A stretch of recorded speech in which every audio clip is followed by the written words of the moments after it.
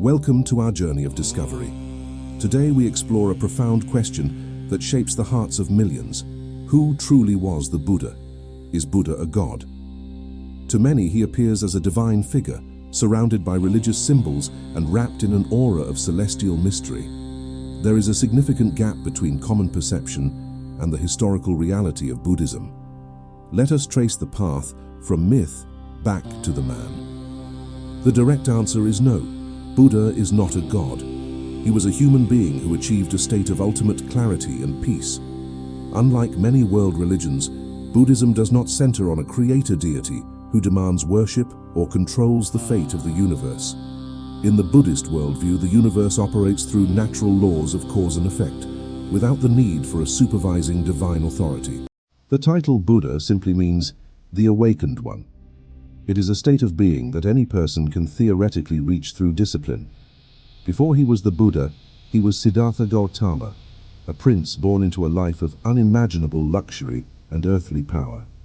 He lived over 2,500 years ago in a region that is now part of modern-day Nepal, tucked against the majestic foothills of the Himalayas.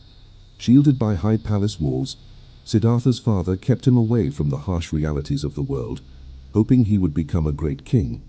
But curiosity led him outside, where he encountered the inescapable truths of existence. He saw an old man and a sick person. He then witnessed a corpse and finally a serene monk. These four sights shattered his illusions and sparked a deep existential crisis.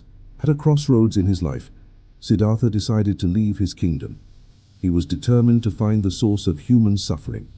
He first tried extreme asceticism, depriving himself of food and comfort, but found that a starving body only clouded the mind. He realized the truth lay in the middle way, a path of balance between the extremes of self-indulgence and self-mortification. Sitting beneath the Bodhi tree, he vowed not to rise until he understood the nature of reality. Finally, he attained nirvana. Enlightenment was not a gift from a god, but a breakthrough of consciousness, a radiant clarity that dissolved all shadows of ignorance. Returning to his role as a teacher, he created a minimalist environment for his followers, focusing on practical wisdom rather than ritual. He never claimed to be divine. He always insisted he was a guide pointing the way, much like a physician diagnosing an illness. He taught that each individual has the capacity for wisdom. His words were a map, but we must walk the path ourselves. He famously said, "Do not believe in anything simply because you have heard it." He encouraged rigorous personal investigation.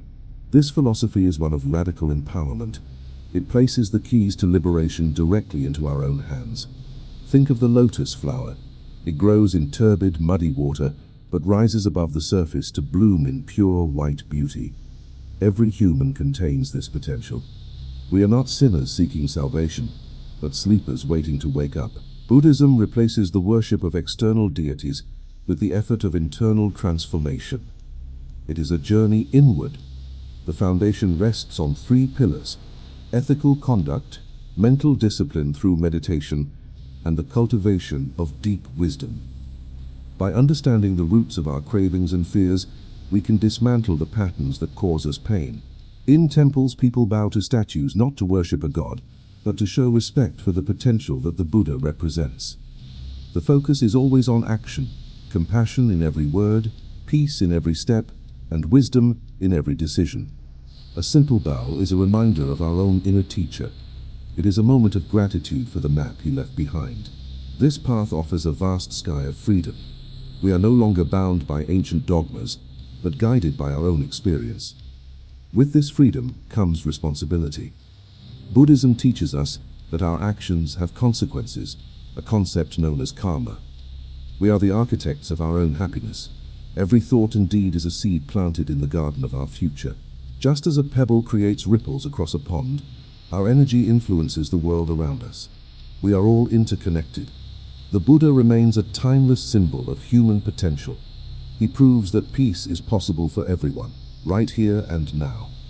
He left us a map of the stars, a way to navigate the complexities of life and find the liberation we all seek. May the beauty of this philosophy inspire you to look within. The journey of 1,000 miles begins with a single mindful step. Thank you for joining us on this exploration.